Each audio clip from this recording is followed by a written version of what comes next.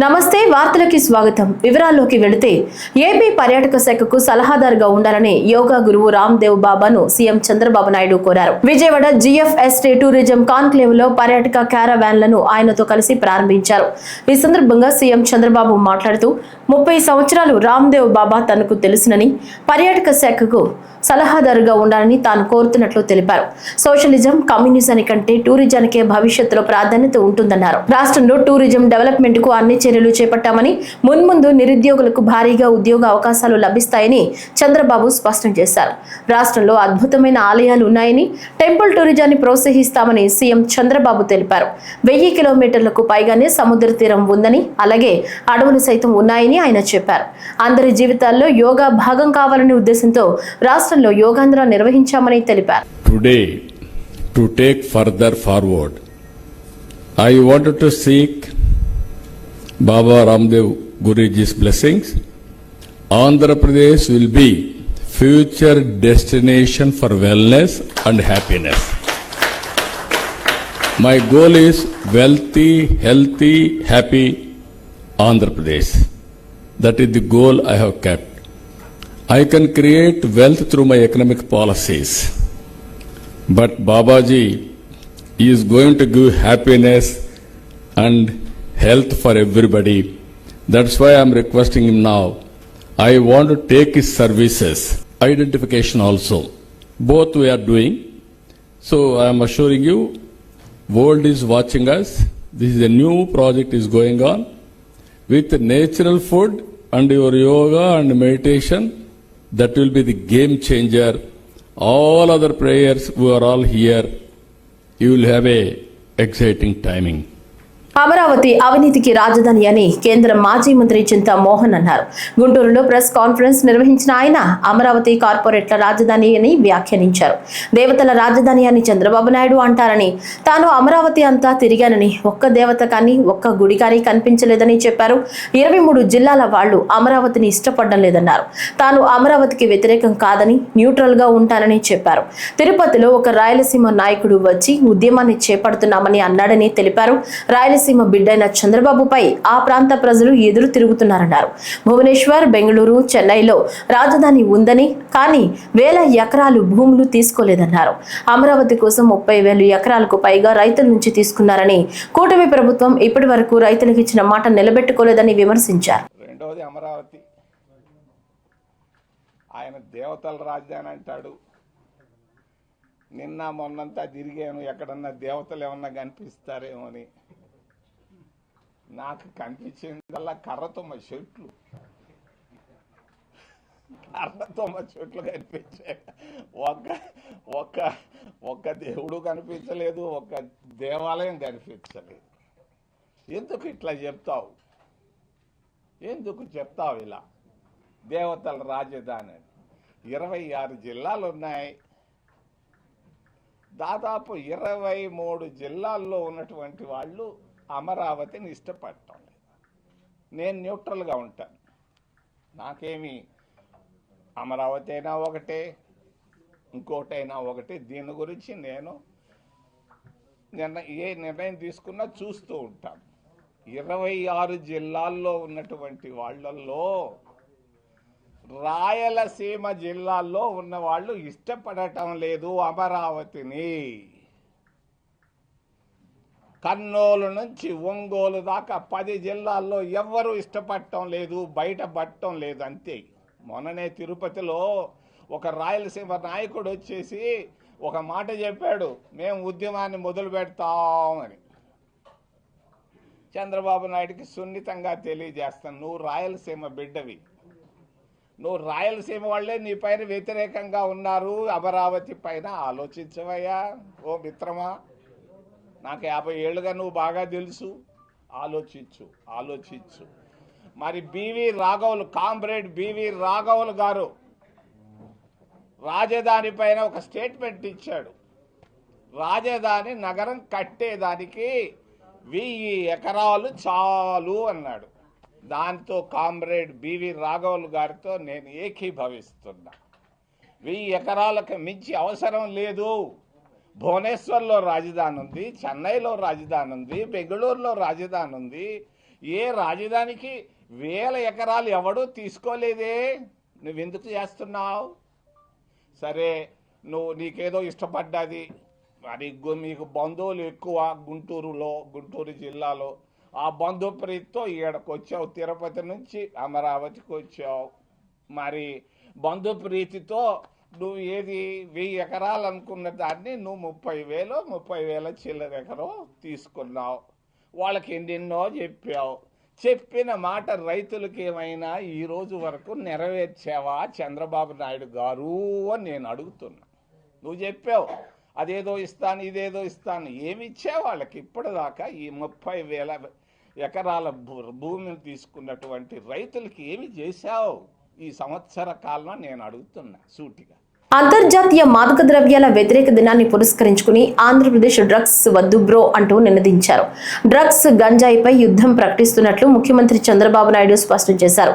ఈ యుద్ధానికి ఎవరైనా అడ్డు వస్తే తొక్కుకుంటూ వెళతామని హెచ్చరించారు. గుంటూరులో ఫీవర్ ఆసుపత్రి జంక్షన్ నుంచి మిర్చి దాబా వరకు గంజాయి డ్రగ్స్ కు వ్యతిరేకంగా నిర్వహించిన ర్యాలీలో ముఖ్యమంత్రి చంద్రబాబు నాయుడు పాల్గొన్నారు.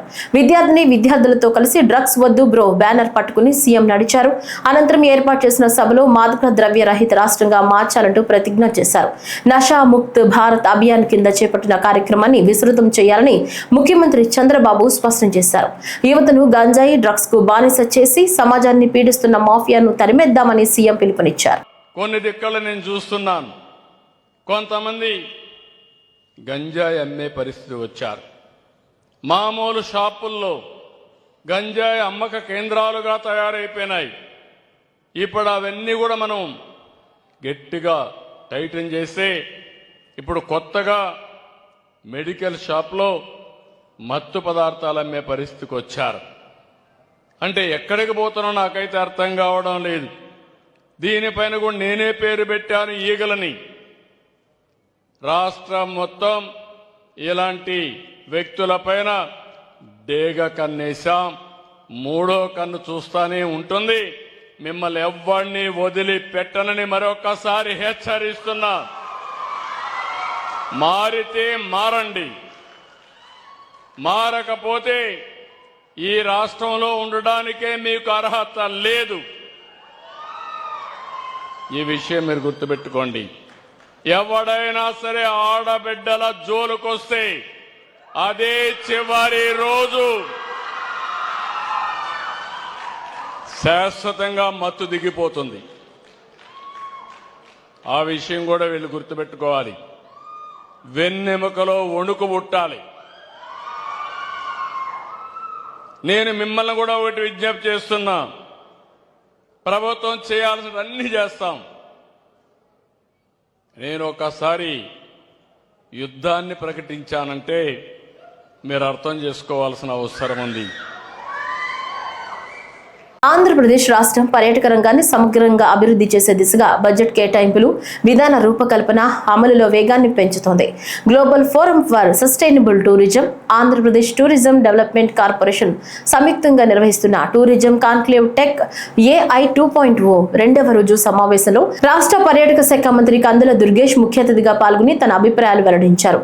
ఈ సందర్భంగా ఆయన మాట్లాడుతూ పర్యాటక విధానాలను సమర్థవంతంగా అమలు చేయాలంటే మౌలిక సదుపాయాల అభివృద్ధికి ప్రాధాన్యం ఇవ్వటం, ప్రాజెక్టుల అమలు వేగవంతం చేయడం, స్థానిక ప్రమేయాన్ని పెంపొందించడంలో పెట్టుబడిదారుల పాత్ర ఎంతో కీలకమని చెప్పారు. ఎందుకు ఈ మాట స్పష్టంగా చెబుతున్నామంటే మీ అందరికీ తెలుసు, కొంతకాలంగా ఈ రాష్ట్రంలో ఏ విధమైనటువంటి అభివృద్ధికి నోచుకున్నటువంటి పర్యాటక రంగాన్ని మనం చూసాం. ఇవాళ మళ్లీ 4వ పర్యాయం ముఖ్యమంత్రి అయిన తర్వాత చంద్రబాబు నాయుడు గారు తొలి రోజు నుంచి టూరిజం డిపార్ట్మెంట్కి చెప్తున్నటువంటి మాట ఒకటే, ఇది ఆకాశమే హద్దు, అవకాశాలను వదలొద్దు అనేటువంటి మాట వారు చెప్తా ఉన్నారు. నిజానికి టూరిజం అనేటప్పటికీ గతంలో చూస్తే, గత ప్రభుత్వ హయాంలో చూస్తే పూర్తిగా నిరాదరణకు గురైనటువంటి సందర్భాన్ని మనం చూసాం. ఇవాళ మీరు గమనించండి, ఎక్కడికి వెళ్ళినప్పటికీ కూడా చంద్రబాబు నాయుడు గారి యొక్క విజన్ స్పష్టంగా కనబడేటువంటి పరిస్థితి ఇవాళ ఉంది. దానికి మొట్టమొదటిది టూరిజంకి ఇండస్ట్రీ స్టేటస్ ఇవ్వడం మాత్రమే కాకుండా 2024-29కి ఒక ప్రత్యేకమైనటువంటి కార్యాచరణతో కూడినటువంటి పాలసీని తీసుకురావటం. అందులో కూడా ముఖ్యంగా కేవలం ఇది మనకి టూరిజం అనే దాన్ని అభివృద్ధి చేయటం అనేటువంటి మాటలో 3-4 రకాలు సమ్మిళితమై ఉన్నాయి. మొట్టమొదటిది ఆంధ్రప్రదేశ్ రాష్ట్రానికి ఆర్థిక అభివృద్ధి జరగటం ఒకటైతే, రెండోది ముఖ్యమైనది ఇవాళ యువతకి ఎవరికైతే ఉపాధి అవకాశాలు లేవో వారందరికీ కూడా ఎంప్లాయ్మెంట్ జనరేషన్ చేసేటువంటి పర్టికులర్ యాక్టివిటీ. అదేవిధంగా ఒక రాష్ట్రం యొక్క సమగ్ర స్వరూపం మారాలి అంటే 100% ఈ పర్యాటక రంగ అభివృద్ధి జరగాలి. తద్వారా అన్ని ప్రాంతాలు కూడా అభివృద్ధి చెందుతాయనేటువంటి మాటతోటి వారు తీసుకొస్తున్నటువంటి మార్పులు. ఇవాళ ఆంధ్రప్రదేశ్ రాష్ట్రంలో ఉన్నటువంటి టూరిజం డిపార్ట్మెంట్ 2-fold యాక్టివిటీని టేకప్ చేస్తా ఉంది. విజయవాడలోని మురళీ ఫార్చ్యూన్ హోటల్లో యోగా గురువు రామ్దేవ్ బాబాను ఎంపీ కేశినేని శివనాథ్ మర్యాదపూర్వకంగా కలిశారు. యోగా గురువు రామ్దేవ్ బాబాను శాల్వతో సత్కరించి కొండపల్లి బొమ్మను ఎంపీ కేశినేని శివనాథ్ బహూకరించారు. అవనిగడ్డ సబ్ డివిజన్ లో ప్రజలకు పారదర్శక వేగవంతమైన పోలీస్ సేవలను ప్రజలకు అందించేందుకు వీలుగా లిఖిత ఇన్ఫ్రాస్ట్రక్చర్ కంపెనీ సిఎస్ఆర్ నిధుల నుంచి ₹1 కోటి విలువ గల 3 బొలెరో వాహనాలు ట్రాఫిక్ సమస్యలను పరిష్కరించే విధంగా ట్రాఫిక్ పోలీసులకు 15 బైకులను అందించి అందుబాటులోకి తీసుకొచ్చారు. ఈ వాహన కార్యక్రమం ప్రారంభోత్సవానికి ముఖ్య అతిథిగా Eluru range IG GVG Ashok Kumar, జిల్లా ఎస్పీఆర్ గంగాధర్రావు పాల్గొని పూజా కార్యక్రమాలు నిర్వహించి వాహనాలను ప్రారంభించారు. Eluru range IG GVG Ashok Kumar మాట్లాడుతూ విజిబుల్ పోలీసింగ్ పెరగడంతో పాటు ఎక్కడికైనా 4-వీలర్ వాహనాలు వెళ్లలేని ప్రదేశాలకు అధునాతన టెక్నాలజీతో కూడిన 2-వీలర్ వాహనాల ద్వారా వేగంగా చేరుకోవడానికి పోలీసులకు ఎంతో ఉపయోగపడతాయని తెలిపారు.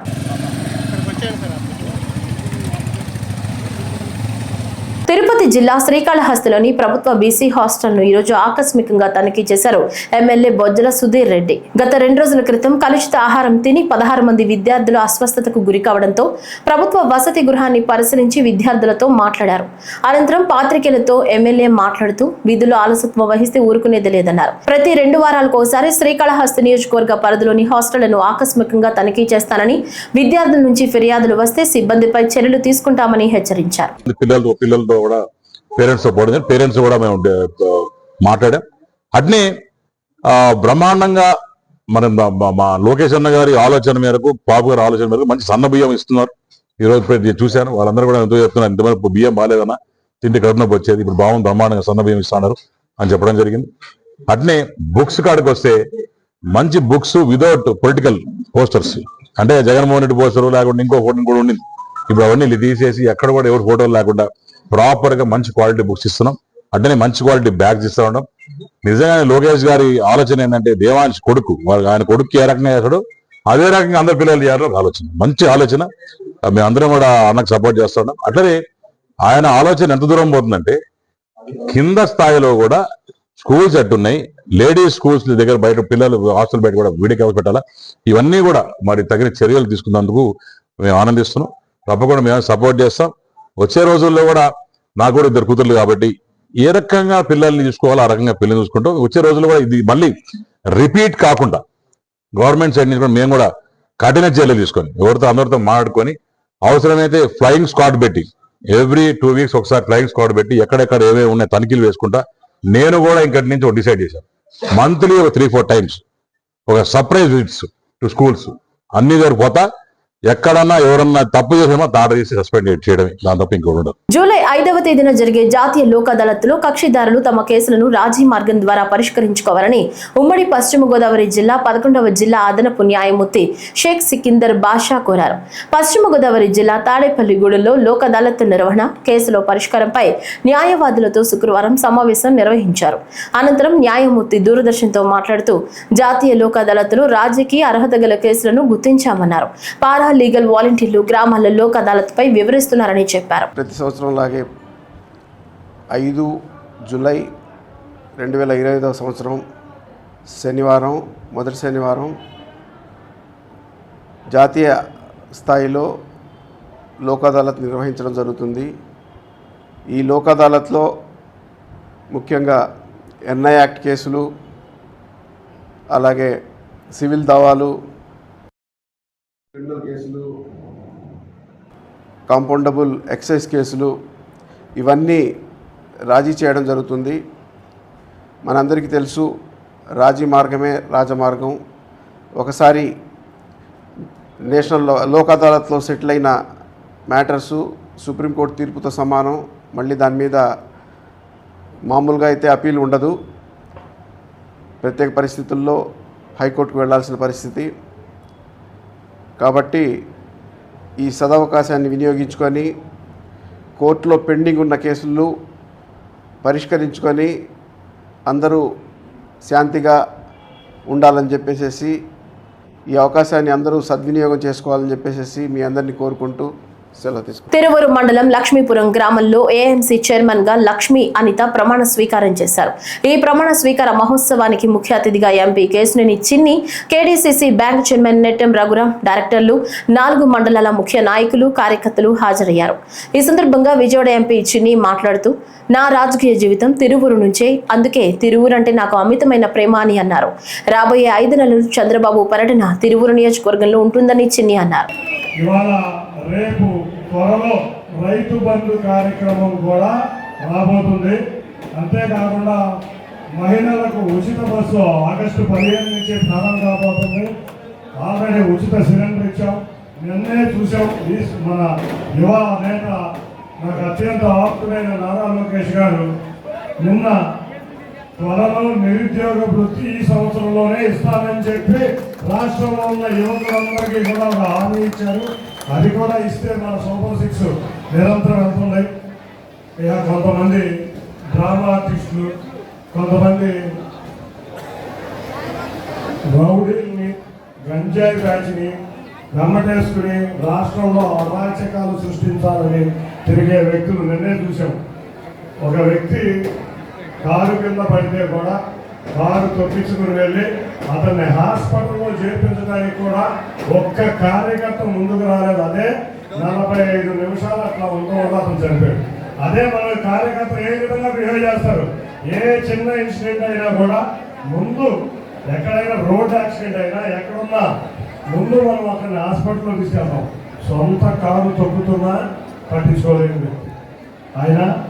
సొంత చెల్లిని, సొంత తల్లిని కూడా లెక్క చేయనిటువంటి వ్యక్తులు మనకు అవసరమా? కాబట్టి మనం అత్యంత జాగ్రత్తగా ఉండాలి. ఇటువంటి డ్రామా కబుర్లు చెప్పడానికి మళ్ళీ ముందుకు వస్తున్నారు. ఇటువంటి వ్యక్తుల్ని మరింత ప్రజా జీవనంలో లేకుండా మనం నిత్యం ప్రజల్లో ఉంటే సంక్షేమ కార్యక్రమాలు తెలుగుదేశం నాయకులు, కార్యకర్తలు, కూటమి నాయకులు, భారతీయ జనతా పార్టీ నాయకులు, జనసేన నాయకులు, కార్యకర్తలు ద్వారా సంక్షేమ కార్యక్రమాలు ప్రజల్లోకి వెళ్లి. ఒడిశాలోని పూరి జగన్నాథుని రథయాత్ర ప్రారంభమైంది. నంది ఘోష్, తాళధ్వజ, దర్ప దళం రథాలను సుందరంగా అలంకరించారు.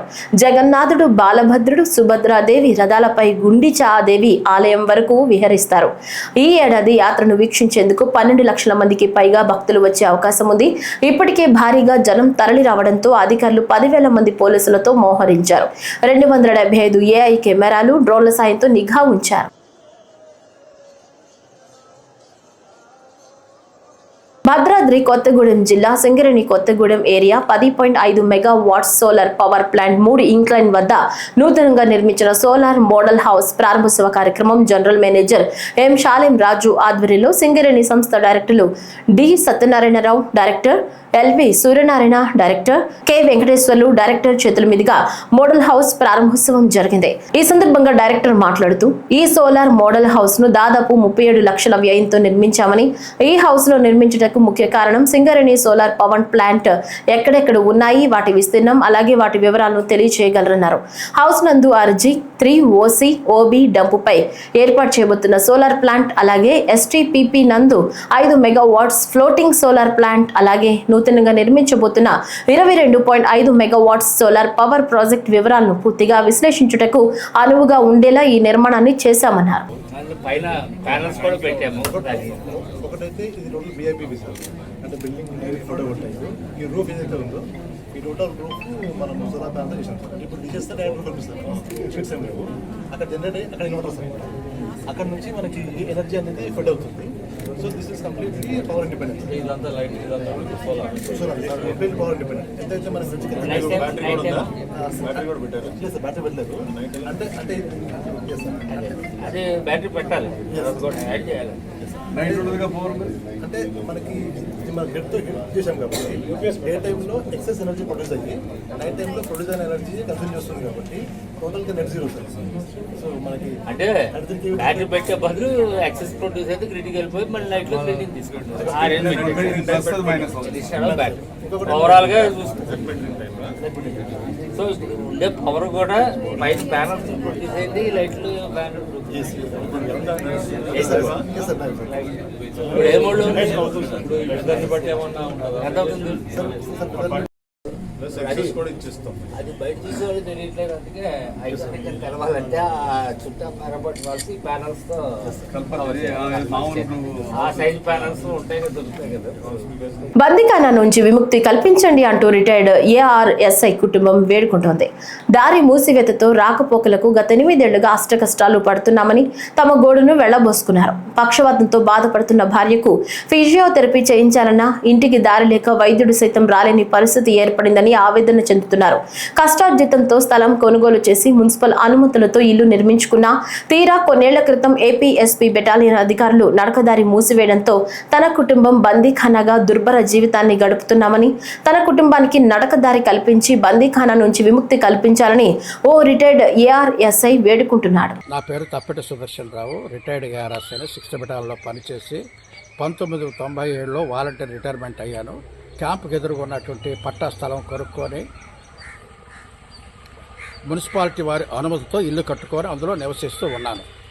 అనుకోని రీతిగా 2003లో దారులు మూసివేస్తూ ఇనుప కంచె వేశారు. ఆ విషయమై అప్పటి ఉన్నటువంటి పోలీసు అధికారులకు విన్నవించుకొనగా ఆనాటి అడిషనల్ ఐజీ శ్రీ కోటేశ్వరరావు గారు ఐపీఎస్ గారు వచ్చి నా ఇంటిని చూసి సపరేట్గా 2 దిమ్మలు వేసి సపరేట్గా ఇంటికి దారి వేయించారు. అప్పటి నుంచి దారి గుండా నేను నా భార్య పిల్లలు నడిచేవాళ్ళం. అనుకోని రీతిగా మరలా 2017లో దారి మూసివేస్తూ చేశారు. ఇక పక్కన ఉన్నటువంటి రాబర్ట్ గారు అటువంటి రిటైర్డ్ హవాల్దార్ గారి యొక్క పిల్లలు వారింట్లో వచ్చి నడవడానికి ఇచ్చారు. తిరిగి వాళ్ళ ఇంటిని మూసివేయడానికి, అంటే వారి ఇల్లు వర్షాకాలం వచ్చింది తిరిగి ఇల్లు కట్టుకోవాలని చెప్పి వాళ్ళ ఇల్లు పాడేసి, అయ్యా మరి ఇప్పుడు మాకు ఇల్లు కట్టుకోవాలి, మీరు వస్తే మాకు ఇబ్బంది కాబట్టి మేము ఇల్లు కట్టుకుంటున్నాం అని చెప్పారు కనుక ఆగిపోయాం. ఇప్పుడు నా భార్య నేను పిల్లలు ఇంట్లో బందీలుగా ఉన్నాం. పోలీసు ఆనాడు మన నియోజకవర్గ ఎమ్మెల్యే గారంటే లోకేష్ గారిని పర్సనల్ కలిగా వారు ఎంతో స్పందించి వెంటనే దాని మీద యాక్షన్ తీసుకున్నారు. కానీ ఇంకా ఇదిగో వస్తుంది అదిగో వస్తుందని ఎదురు చూస్తున్నామే తప్ప దానికి లేట్ అవుతుంది. లోకేష్ గారు మాత్రం వెంటనే స్పందించారు. సంబంధిత అధికారులకందరికీ వారు తెలియపరిచారు, అయ్యా ప్రస్తుతం వచ్చేటప్పటిదాకా నా పరిస్థితి, నా భార్య నా పిల్లలు బ్రతకాలి, నా భార్య నేను బ్రతికించుకోవాలి, ఎటు దారి లేదు, దయచేసి మీకు ప్రార్థన చేస్తున్నాను, నేను నా పిల్లలు మీకు రుణపడి ఉంటాం, నాకు దారి ఇప్పించినట్టయితే మీకు వందనాలు, నమస్తే. కృష్ణా జిల్లా పోలీసులకు 3 బొలెరో వాహనాలను లిఖిత ఇన్ఫ్రా అధినేత గడ్డిపాటి శ్రీనివాసరావు బహుకరించారు. ఐజీ అశోక్ కుమార్ చేతుల మీదుగా పోలీస్ శాఖకు గడ్డిపాటి శ్రీనివాసరావు వాహనాలు అప్పగించారు. ట్రాఫిక్ పెట్రోలింగ్ కోసం పోలీస్ శాఖ సమకూర్చిన 15 మోటార్ సైకిళ్లను ఎస్పీ గంగాధర్ తో కలిసి ఐజీ ప్రారంభించారు. అనంతరం ఘనంగా సత్కరించారు. శ్రీ జీవీజీ అశోక్ కుమార్ గారు, అలాగే ఇక్కడికి వచ్చేసినటువంటి లిఖిత ఇన్ఫ్రా ఏఎస్ రావు గారికి, అలాగే తదితర పెద్దలందరికీ కూడా నా నమస్కారాలు. మనకి పోలీసు డ్యూటీ అనేటువంటిది వాహనాలు లేనటువంటి పోలీస్ డ్యూటీ ఊహించి సిక్కింది కాదు. దానికి అనుగుణంగా ఇప్పుడు కొత్తగా మనం చాలా వరకు ప్రొజెక్షన్ చేయడం జరిగింది. దాంట్లో భాగంగా మన రాష్ట్ర ప్రభుత్వం వారు 15 వెహికల్స్ని మనకి 2 వీలర్స్ని ట్రాఫిక్ గాని ఇచ్చారు. అంతేకాకుండా ఒక రాయల్ ఎన్ఫీల్డ్ బుల్లెట్ కూడా మనకి అలాట్ చేయడం జరిగింది. అంతేకాకుండా P4లో భాగంగా మన ఏఎస్ రావు గారు గతంలో ఒక మహీంద్రా వెహికల్ని మన అవనిగడ్డ సబ్ డివిజన్కి ఇవ్వటమే కాకుండా వాలంటరీగా వారే ఒక 3 వెహికల్స్ డొనేట్ చేసేదానికి వారి యొక్క సుముఖతను వ్యక్తం చేసిన మీదట వాటిని ఇమీడియట్గా ప్రాసెస్ చేసి కలెక్టర్ గారి ద్వారా ఈ యొక్క అమౌంట్స్ని వేయించుకొని, సో ఈ 3 వెహికల్స్ని కూడా మనం అన్ని కండిషన్స్లో వేయటమే కాకుండా వీటికి స్టిక్కరింగు, తర్వాత పైన అటువంటి డెకరేషను అన్నీ కూడా ప్రాపర్గా చేయటం జరిగింది. సో ఇటువంటి మంచి స్పిరిట్ వస్తుంది అనమాట. ఇప్పుడు పోలీస్ డ్యూటీకి ఈ వాహనాల వల్ల మంచి స్పిరిట్ వస్తుంది. సో ఈ యొక్క కార్యక్రమానికి ఇంత మంచిగా సహృదయతో ఈ యొక్క వెహికల్స్ని డొనేట్ చేసినటువంటి ఏఎస్ రావు గారికి కృష్ణా జిల్లా పోలీస్ తరఫున హృదయపూర్వకమైనటువంటి ధన్యవాదాలు తెలియజేసుకుంటూ, కోనసీమ తిరుమలగా ప్రసిద్ధి చెందిన ఆత్రేయపురం మండలం వాడపల్లి శ్రీ వెంకటేశ్వర స్వామి వారి దేవస్థానానికి ఈ నెల రికార్డు స్థాయిలో 1,45,00,000 రూపాయలు హుండీ ఆదాయం లభించింది. దేవస్థానం కార్యనిర్వహణాధికారి డిప్యూటీ కమిషనర్ నల్లం సూర్య చక్రధర్రావు ఆధ్వర్యంలో స్వామివారికి ప్రత్యేక పూజలు నిర్వహించిన అనంతరం హుండీలను తెరిచి లెక్కింపు ప్రారంభించారు. 28 రోజులకు శ్రీ వెంకటేశ్వర స్వామి వారి ప్రధాన హుండీలు, ఆలయ ప్రాంగణంలో ఉన్న శ్రీ విశ్వేశ్వర స్వామి వారి ఆలయ హుండీల నుంచి 1,22,85,766 రూపాయల అన్న ప్రసాదాల హుండీల నుంచి 22,30,833 వెరసి 1,45,16,599 రూపాయల ఆదాయం వచ్చిందని డీసీ చక్రధర్రావు తెలిపారు. అలాగే 37 గ్రాముల బంగారం, 890 గ్రాముల వెండి, పలు విదేశీల కరెన్సీ నోట్లు వచ్చాయని చెప్పారు. భక్తులు హుండీలో నగదు, నాణ్యాలు మాత్రమే వేయాలని, పువ్వులు, ఆకులు వేయవద్దని డీసీ చక్రధర్రావు కోరారు. ఓం నమో వెంకటేశాయ నమః. ఆత్రేయపురం మండలం వాడపల్లి గ్రామంలో వేయించేస్తున్న స్వయంభూ కలియుగ దైవం శ్రీ వెంకటేశ్వర స్వామి వారి దేవస్థానంలో ఈ రోజున హుండీలు లెక్కించడం జరుగుతుంది. అలాగే భక్తులకి ప్రత్యేకంగా విజ్ఞప్తి చేసేది ఏంటంటే, పువ్వులు కూడా ప్రదక్షిణ హుండీలో వేస్తున్నారు. తద్వారా కరెన్సీ నోట్లు ఒక తుప్పడిపై పాడైపోతున్నాయి, తడిచిపోయి. ఇవి లేకుండా ఉండడం కోసం భక్తులు పువ్వులు మాత్రం ఆ హుండీల్లో వేయకుండా నాణ్యాలని, కరెన్సీ నోట్లు మాత్రం వేయవలసిందిగా మీ ద్వారా అందరికీ విజ్ఞప్తి చేస్తున్నాం. రాష్ట్ర రాజకీయాలు దారుణంగా ఉన్నాయని ఏపీసీసీ చీఫ్ వైఎస్ షర్మిలారెడ్డి అన్నారు. ఈ సందర్భంగా మాట్లాడుతూ ఉన్న పార్టీలు అన్ని మోడీ తొత్తులేనని, అందరూ మోడీ జపం చేస్తున్నారని అన్నారు. మోడీకి యోగా మీద ఉన్న శ్రద్ధ ఆంధ్ర రాష్ట్ర ప్రజల మీద లేదని, బీజేపీకి ఊడిగం చేస్తున్నారని, జగన్ పెట్టుకున్నది అక్రమ పొత్తని అన్నారు. మోడీ గారికి యోగా మీద ఉన్న శ్రద్ధ ఆంధ్ర రాష్ట్ర ప్రజల మీద లేదు. మోడీ గారిని ఎవరు అడిగారో కానీ ఆయనే వచ్చి యోగా చేస్తే తప్ప ఆంధ్ర రాష్ట్రంలో ఎవరు యోగా చేయరేమో. ఆయనే స్వయంగా వచ్చి ఈ కార్యక్రమం చేయటం జరిగింది.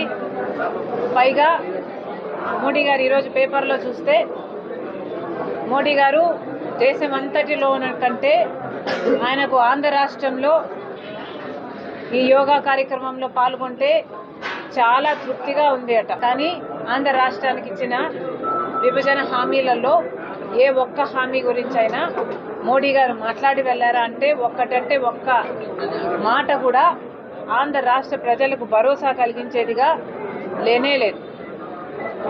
10 సంవత్సరాలు ప్రత్యేక హోదా ఇస్తామన్నారు మోడీ గారు, దాని గురించి ఊసేలేదు. పోలవరం ప్రాజెక్టు రాజశేఖర రెడ్డి గారు గ్రావిటీ బేస్డ్ ప్రాజెక్టుగా 45 మీటర్లలో వాటర్ స్టోరేజ్ కెపాసిటీని ప్లాన్ చేస్తే దాన్ని మోడీ గారి సర్కారు ఇప్పుడు పార్లమెంటులోనే 41 మీటర్లకే కుదిస్తూ, అందుకే మేము డబ్బులు ఇస్తున్నామని చెప్తే ఒక్క పార్టీ కూడా మోడీ గారికి, బీజేపీకి వ్యతిరేకంగా వైసీపీ అయినా, టీడీపీ అయినా, జనసేన అయినా ఒక్క పార్లమెంట్ మెంబర్ కూడా ఇది అన్యాయము అని ఒక్కరు కూడా చెప్పలేదు. మున్సిపల్ పారిశుద్ధ్య కార్మికులు, సిబ్బంది తమ సమస్యలు తీర్చాలని కోరుతూ నిరసన తెలుపుతున్న మున్సిపల్ సిబ్బందికి వైసీపీ కార్పొరేటర్లతో పాటు సంఘీభావం తెలిపారు. ఈ సందర్భంగా మాట్లాడుతూ, కోవిడ్ మహమ్మారిని సైతం లెక్క చేయకుండా ప్రజలకు త్రాగునీరు, పారిశుద్ధ్యం అందించిన కార్మికుల సంక్షేమం విస్మరించడం తగదన్నారు. మున్సిపల్ కార్యాలయం వద్ద నిరసన చేస్తున్న సిబ్బందికి సంఘీభావం తెలిపి అనంతరం వారి సమస్యలను తీర్చాలని కోరుతూ మున్సిపల్ కమిషనర్ కు వినతి పత్రం సమర్పించారు. నమస్కారం. వైఎస్ఆర్ కాంగ్రెస్ పార్టీ అధినాయకుడు జగన్మోహన్ రెడ్డి గారు, మా పెద్దాయన పెద్దిరెడ్డి రామచంద్రారెడ్డి గారు, చిత్తూరు ఇన్ఛార్జ్ ఎంసీ విజయానంద రెడ్డి గారి ఆదేశాల మేరకు ఈరోజు చిత్తూరు మున్సిపల్ విభాగం కార్పొరేటర్స్ అందరూ కలిసి గత 4 రోజులుగా ధర్నా చేస్తున్న మున్సిపల్ కార్పొరేషన్ కార్మికులకి మద్దతు ఇవ్వడానికి వచ్చాము.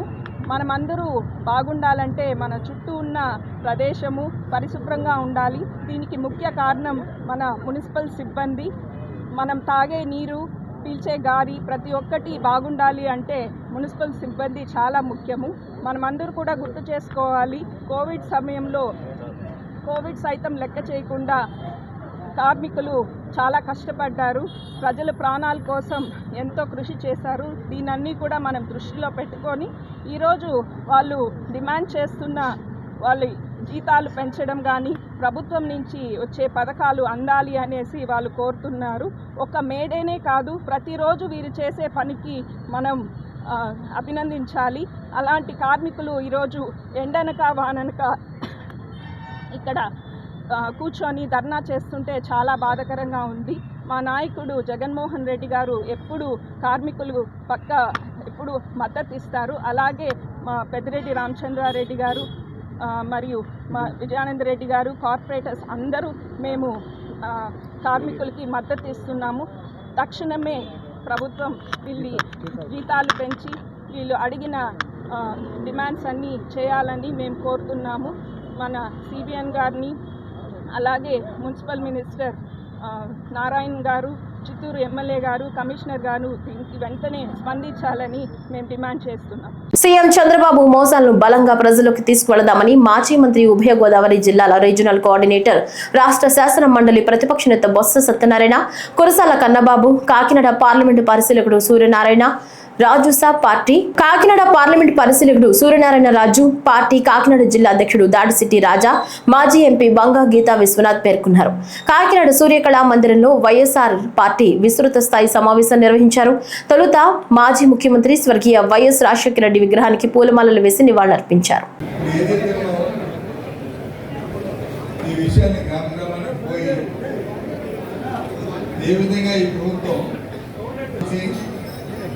మోసం చేస్తుందో ఆ విషయాన్ని కూడా మా అవగాహన చేసుకోవాలని, ఈ విషయం అయిన తర్వాత దీన్ని కన్నబాబు గారు పేరు వచ్చి మీకు మనకి ఎక్స్ప్లెయిన్ చేస్తారు.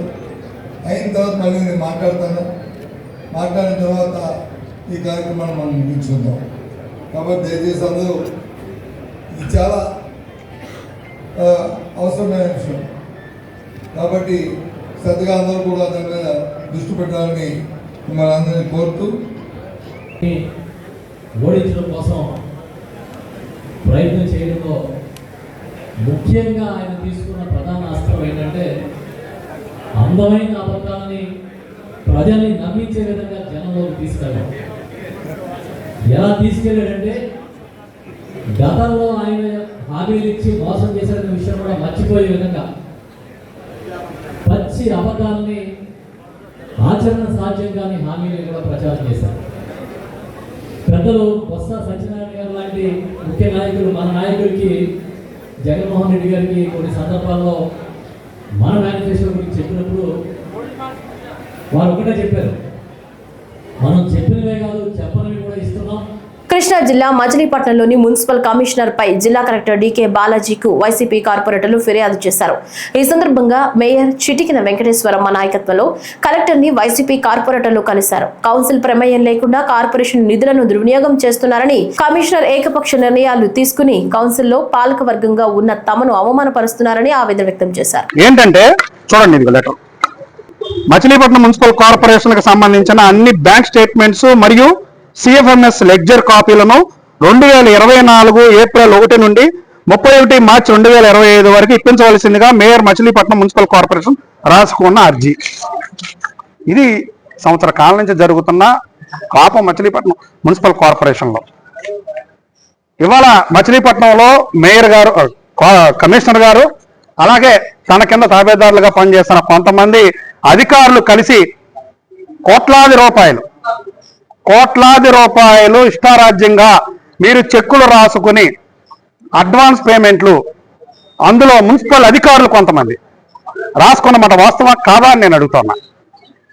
ఇంత దుర్మార్గంగా ప్రజల సొమ్మును, ట్యాక్సుల రూపంలో కడుతున్న ప్రజల సొమ్మును ఇష్టారాజ్యంగా మీరు రాసుకుంటాకి ఎవరిచ్చారు మీ హక్కు అని అడుగుతున్నాం మేము. కృష్ణా జిల్లా డీఈఓ కార్యాలయాన్ని ఏఎస్ఎఫ్ఐ నాయకులు ముట్టడించారు. ప్రైవేట్ స్కూల్స్ లో అధిక ధరలకు నోట్బుక్స్ విక్రయాలను అరికట్టాలని ఏఎస్ఎఫ్ఐ నాయకులు నిరసించారు.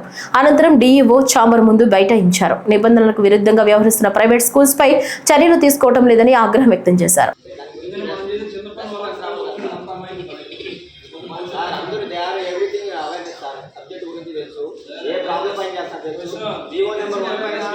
ప్రైవేట్ కార్పొరేట్ విద్యా